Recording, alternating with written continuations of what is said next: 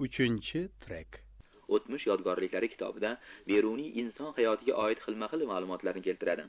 Shu jumladan olimning kishilarning jismoniy tuzilishi, umrining uzun qisqaligi to'g'risidagi mulohazalari ham diqqatga sazovordir. Qadimiy odamlar yirik gavdali bo'lganlar. Madian tog'larida topilgan arxeologik yodgorliklar shu fikrning isbotiga xizmat qiladi. Beruniyning yozishicha, Farg'ona va Yammoma Afg'onistondagi bir viloyat xalqlari, himyarlar va boshqa yana bir qancha xalqlar orasida uzoq umr ko'rganlar ko'proq uchraydi. Beruniy odamning uzoq vaqt yashashi sababini biologik va irsiy omillar bilan bog'laydi. Olim bu to'g'risida astrologlar to'qigan uydirmalarni qat'iyan rad qiladi. Abu Abdulloh al-Husayn ibn Ibrohim at-Tabari an-Natili Beruniyga zamondosh bo'lgan olim va yozuvchi. Inson uchun 3 kamolat bor degan. Birinchi kamolat balog'atga yetish davri, ya'ni o'zi kabi birovning undan paydo bo'lishi mumkin bo'ladigan vaqt. Bu 2-7 yillikning boshidir. Ikkinchi kamolat tafakkur quvvati bo'lib, kishining aqli quvvatdan fe'lga chiqadigan vaqti.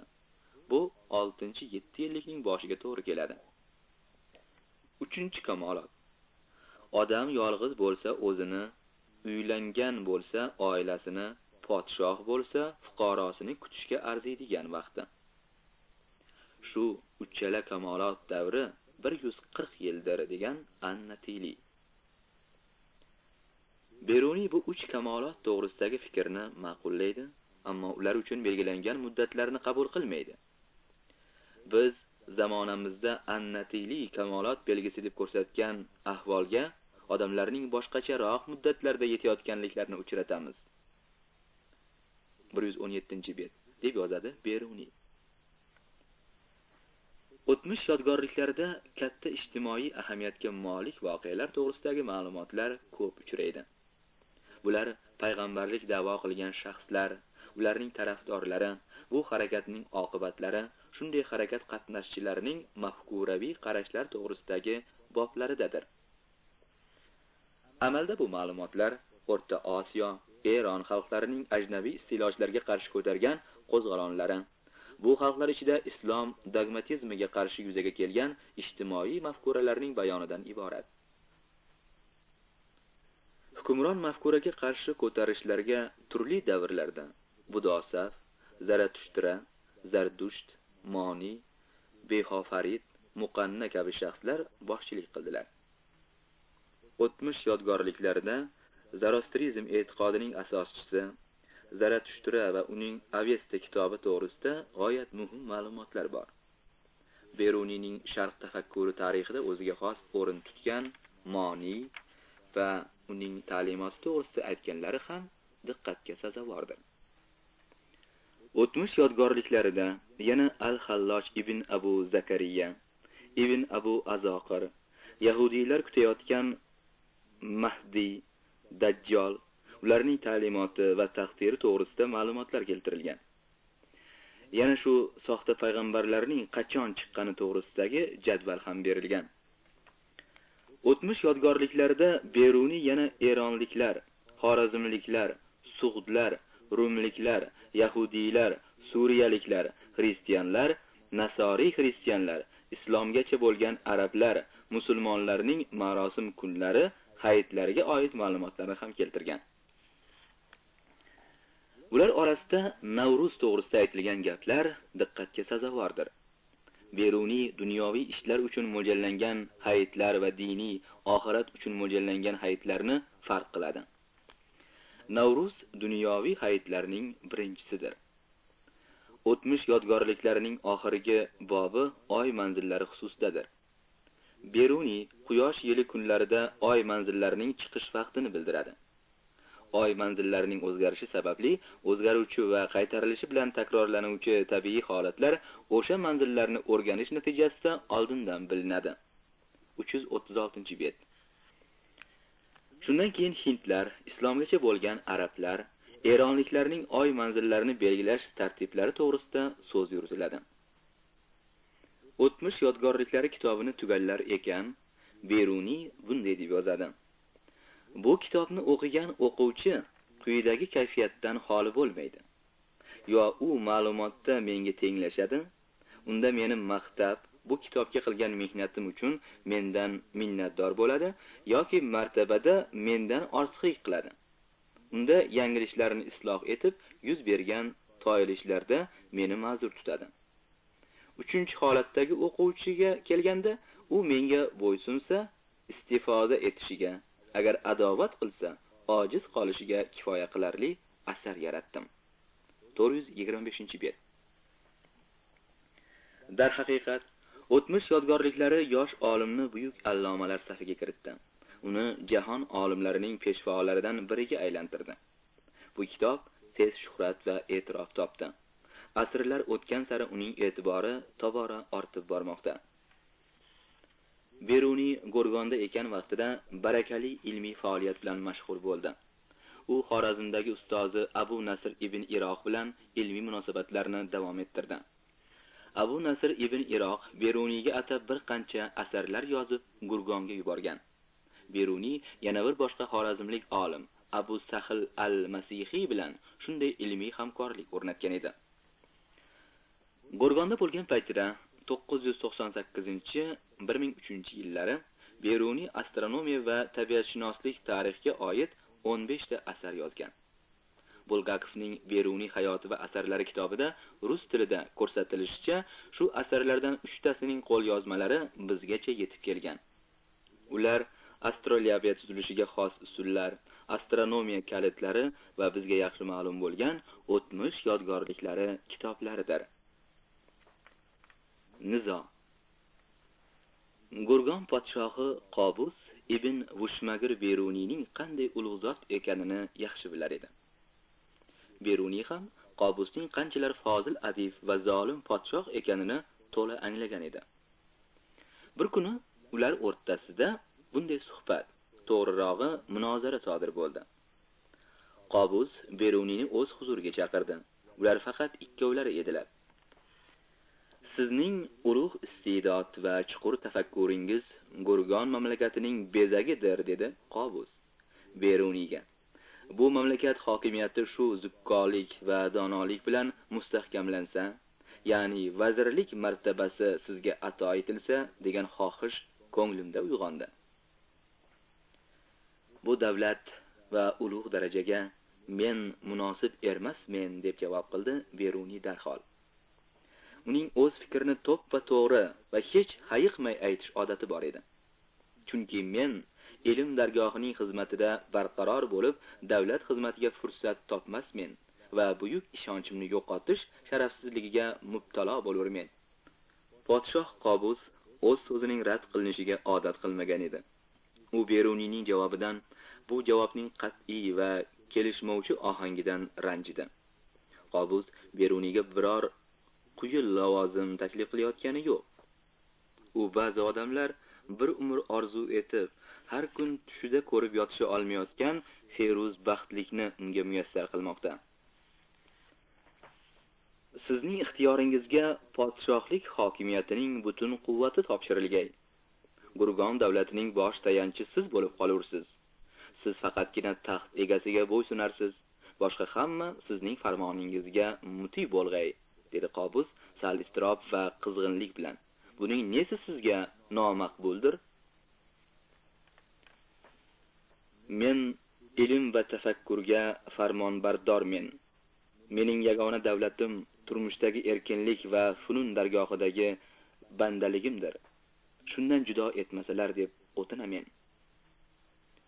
Go'rgon podshohi Shamsul Maoli Qobus ibn Vushmagir Beruniyning bu so'zlariga javob qilmadi. U yengil bosh irg'itib, Beruniyga suhbat tugaganini bildirdi.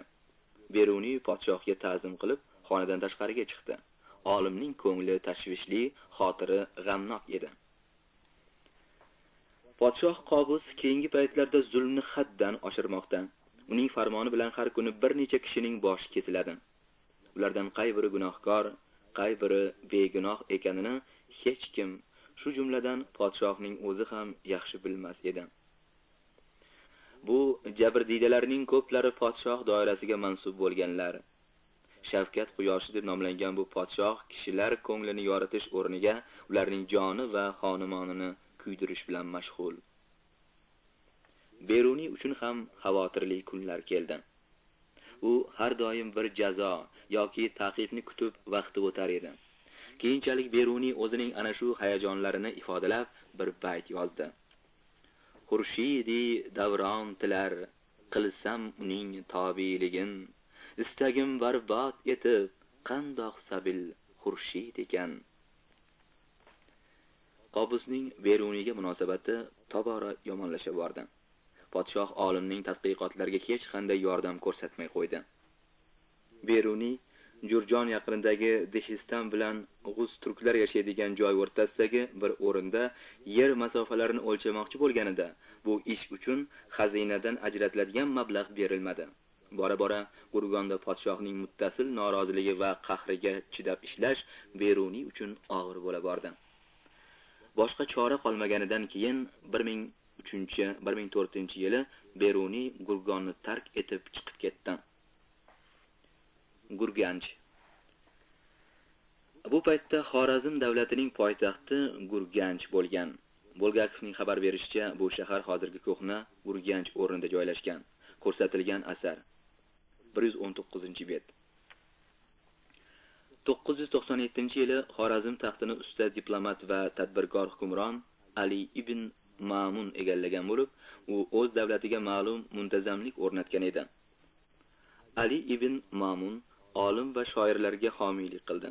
Natijada Xorazmda O'rta Osiyoning eng mashhur olim va fozillari jam bo'ldilar, ilm, madaniyat yuksaldi. Beruniy Gurgondan Gurganchga kelib, shu yerda istiqomat qilib qoldi. Beruniydan so'ng uning ustozi Abu Nasr ibn Iroq ham Kattan Gurganchga keldi. Al-Masihi, Abul Xayr ibn al-Hammor kabi olim va tabiblar shu shaharda istiqomat qilmoqda edilar. Nihoyat 1005-yili Sharq tibbiyotining yorug' quyoshi Abu Ali ibn Sino ham Gurganchga keldi.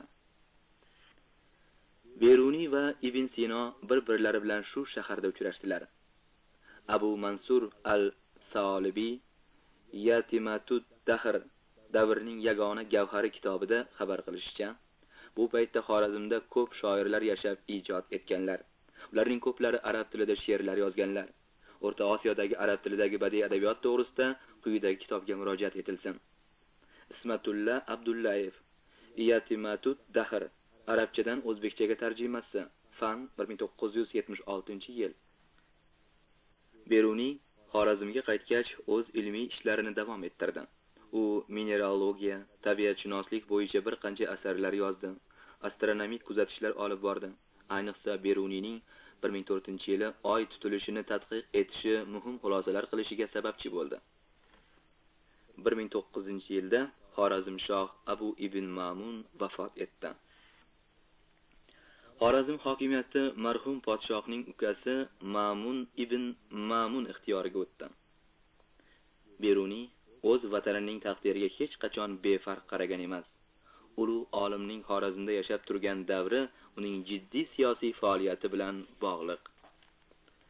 Xorazmshoh Beruniy bilan maslahatlashib ish tutar edi. Olimning donolik bilan bergan maslahatlari mamlakat taqdirida katta ahamiyatga ega bo'lgan. Xorazmda Beruniy bir tarixiy asar yozgan. U Xorazmning mashhur zotlari deb ataladi. Ammo bu asarning qo'lyozma nusxasi bizgacha yetib kelmagan. Beruniyning zamondoshi tarixchi olim Abu Fazl Bayhaqiy o'zining Tarixiy Mas'udi kitobida Beruniyning shu asaridan ayrim lavhalarni keltirgan. Tarixiy Mas'udi kitobining fors tilidan rus tiliga tarjimasini Arendis amalga oshirgan. Bu tarjima 1969-yili Toshkentda O'sfa nashriyoti tomonidan nashr etilgan. Xorazmshoh Mamun ibn Mamun ilmli, shafqatli va faol shaxs edi. Ammo uning butun vaqti ayshu ishrat, bazm va ovda o'tar edi. Xorazm mamlakatida xalqning ahvoli og'irlashib borar, xo'jalik xarob bo'lmoqda, xonavayronlik avj olmoqda. Bazmdan boshi chiqmaydigan podshoh esa xalqning qanday og'ir hayot kechirayotganiga parvo qilmas edi. G'azna podshohi Mahmud G'aznaviy bu paytda Turkiston xonlari bilan urush olib borayotganidan Xorazm bilan do'stona aloqalar o'rnatgan edi. Ammo Mahmudning ko'nglida Xorazmni o'ziga tobe qilish niyati bo'lgan. Qulay fursatda u bu niyatni amalga oshirdi. Mahmud G'aznaviy Turkiston xonlari bilan sulh tuzdi. 1017-yil esa Xorazm Mahmud G'aznaviy tasarrufiga o'tdi. Xorazm mulki Mahmud G'aznaviy lashkarining talanchilarga yem bo'ldi. Juda ko'p olim va hunarmandlar podshohning buyrug'i bilan G'aznaga haydab olib ketildi. Shular orasida Abu Rayhon Beruniy ham bor edi. Beruniy yana o'z vatanidan uzoqlashdi. Endi bu abadiy uzoqlashuv edi. 1017-yili Xorazmdan olib ketilgan Beruniyga keyin ona yurtiga qaytish nasib bo'lmadi. G'azna yer o'lchashga oid asarlar, geodeziya. Bu davrda Beruniyning olimlik shuhrati butun sharq mamlakatlariga yoyilgan edi. Endi uning mukammal bilimdonligi, o'tkir aqli va tafakkuri G'aznaviylar sulolasiga xizmatda bo'lishi lozim edi. Mahmud G'aznaviyning niyati shunday. Ammo erkinlik va hurfikrlikni har narsadan ustun tutadigan, fan va ma'rifatning e'tiqodli muxlisi va zahmatkash Beruniy zulm va makr timsoli bo'lmish podshoh Mahmud G'aznaviy bilan murosa qila olmaydi. Bu aniq. Shunga qaramay 1017-yildan o'z vatani Xorazmdan G'aznaviylar davlatining poytaxti G'aznaga tutqun qilib keltirilgan Beruniy to 1030-yilgacha, ya'ni podshoh Mahmud vafotigacha unga tobi va qaram bo'lib yashashga majbur bo'ldi. Olim uchun ma'naviy azob quvvat bilan to'la bu achchiq qismatga chidashdan boshqa chora yo'q. Agar taqdir shunday alamli hayotda yashashni belgilab qo'ygan bo'lsa, unga rozi bo'lishdan boshqa nima ham qila olish mumkin deb fikr qilar edi Beruniy. Olim beto'xtov ilm bilan mashg'ul bo'libgina o'zini sal ovutardi. G'aznaga kelgan paytida Beruniy geodeziya asarini yozishga kirishgan edi. Bu asar uchun lozim materiallarni u Xorazmda ekanida jam qila boshlagan bo'lib, zarur ilmiy asbob uskunalarni ham o'sha yerda hozirlab qo'ygan edi. Shularning hammasini olim o'zi bilan G'aznaga keltirgani uchun ilmiy ishini beto'xtov davom ettirishi mumkin bo'ldi. Beruniy bu asarini G'aznada 1018-yilning boshlarida yozishga kirishdi va 1025-yil 20-oktyabrda uni yozib tugalladi. Asarning to'la nomi bunday: aholi yashaydigan joylar orasidagi masofalarni aniqlash uchun kerakli o'rinlarning chegaralarini belgilash. Buni qisqartirib fanda geodeziya deyilgan. Geodeziyani arab tilidan rus tiliga Bulgakov tarjima qilgan. Bu tarjimani 1966-yili Toshkentdagi fan nashriyoti bosib chiqargan. Bu nashr mufassal so'z boshi va mukammal ilmiy apparat bilan ta'minlangan. Ular ham Bulgakov qalamiga mansub. Filologiya fanlari doktori Beruniy nomli O'zbekiston davlat mukofotining laureati Pavel Grigorovich Bulgakov 1927-yili tug'ilgan. Beruniy ijodini o'rganish sohasida katta xizmat qilgan olimlardan biridir. U Rizn и труды Beruniy, Beruniyning hayoti va asarlari fan 1972-yil asarida Beruniy hayoti va ilmiy faoliyatini, uning o'rganilish tarixini mufassal tadqiq etgan. Yana Bulgakovning Abu Rayhon Beruniy rus tilida kitobchasida fan 1973-yil shu masalalar ilmiy ommabop shaklda ta'riflangan. Bulgakov Beruniy to'g'risidagi 2 seriyali badiiy film ssenariysining soavtori hamdir.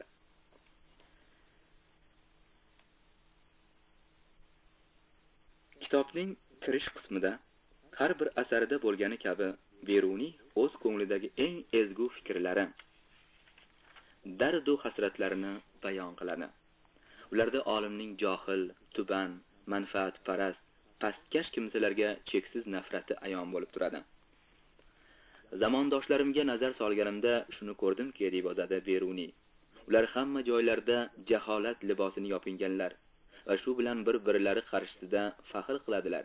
Ular fazilat egalariga qarshi dushmanlik olovi bilan lovullab yonadilar va peshonasiga ilm muhri bosilgan har bir kishini ta'qib qilib, unga turli tuman ozor va yomonlik yetkazadilar. Beruniy yashagan sharoit, uni o'ragan muhitda ana shu toifadagi shaxslar ko'pchilikni tashkil etar edi. Shunday yovuz doirada o'ralgani holda olim tinmay ijod qildi. Ilm fanga rivoj berdi. Beruniy uchun ilm hayotiy zaruriyat edi. Ammo Beruniy atrofidagi bir guruh johillar ilmni tan olmas, ilm ahliga haqoratamuz muomalada bo'lar edi. Shunday kimsalarga javoban Beruniy ilmning qadr-u qimmatini baland qo'yish kerakligini, insonning chin fazilati ilmda ekanini ishonch bilan o'qtirar edi. Ilmdan nima foyda bor deguvchi qo'pol va badmuomala johillar insonning boshqa hayvonotdan ustunligi ilm tufayli ekanini bilmaydigan va ilmsiz inson o'z mazmunidan mahrum bo'lajagini ular fahmlamaydilar deb yozadi Beruniy.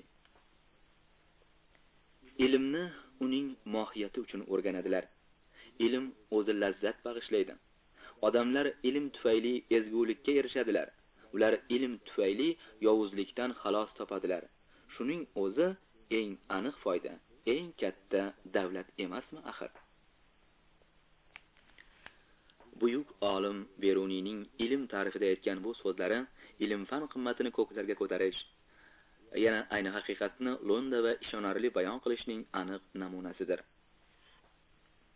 Beruniy ilm dushmani bo'lgan, undan nima foyda bor deguvchi johillarni tanqid qilish bilan cheklanmaydi, balki o'shanday kimsalar foyda deb hisoblagan tushunchalarning nafratli tubanlik ekanini ochib tashlaydi.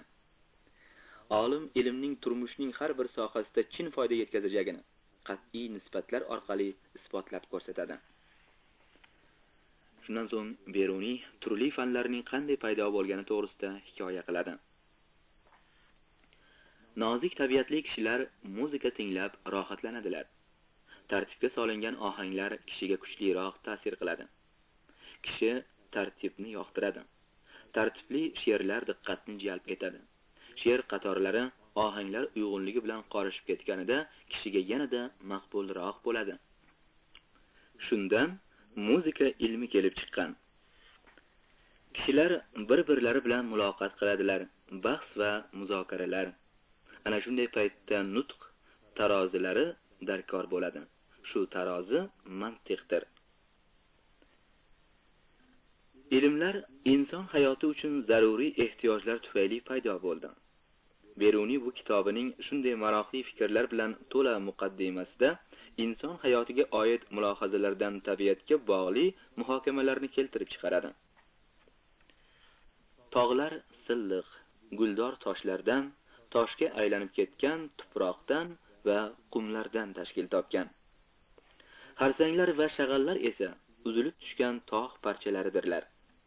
Ulardan shamol va suv ta'sirida ajralib ketgan ayrim bo'laklar esa qum va to'zdonlardir. Shag'al daryo o'zanlarida yig'iladi. So'ngra u suv ostida qolib ketdi. Sekin-sekin ular sovuq ta'sirida toshga aylanadilar. Tosh esa olov, issiqlik ta'sirida parchalanib ketadi. Chunki sovuqdan shakllangan narsa issiqdan buziladi. Issiqdan yaralgan narsa esa sovuqdan mahv bo'ladi. Beruniy quruqlikning yer markaziga munosabatini alohida tadqiq etib, bunday xulosaga keladi. Quruqlikning yer markazidan uzoqlashuvi o'zgarib turadi. U ko'tarilganda qumlar ko'payib, suv kamayadi, ariq va buloqlar quriydi, yer sathi yomonlashadi, uni ishlash dehqonchilik ishi mumkin bo'lmay qoladi. Natijada odamlar bunday yerlarni tashlab boshqa joylarga ko'chib ketadilar. Shu tufayli ilgari dengiz bo'lgan joylarda quruqlik bo'lgan joylarda dengizlar paydo bo'ladi. Masalan, Arabiston sahrosi o'rnida ilgari dengiz bo'lgan. Jurjon va Xorazm oralig'ida ham katta ko'l bo'lgan. Jayhun daryosi bu yerlardan o'tib Jurjon va Xazar oralig'idagi dengizga quyilgan. Beruniy Xorazmning paydo bo'lishi to'g'risida mufassal hikoya qiladi. Jayhun daryosi katta qoyalar orasidan o'tib, bu yerda ko'l tashkil qilgan edi.